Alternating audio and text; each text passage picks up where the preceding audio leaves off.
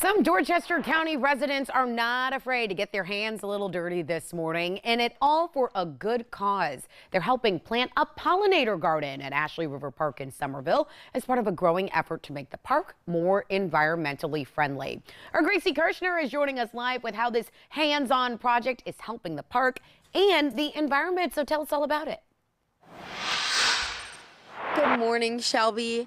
It's about that time of year where pollen is absolutely everywhere and your allergies can feel it. But here at Ashley River Park, getting boots and hands in the ground is actually part of the solution as volunteers work with park staff to create a pollinator garden where these pollinators can thrive.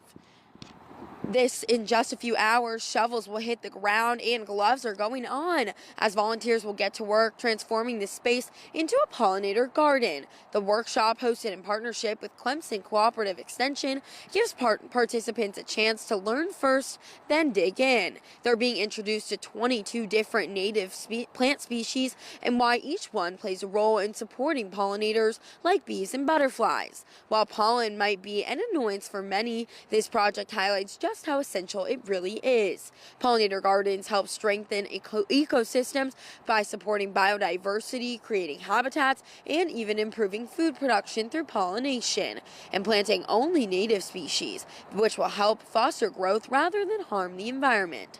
Organizers say this project is just as much about community as it is about conservation. They say seeing people come together for a shared purpose is what makes events like this so impactful.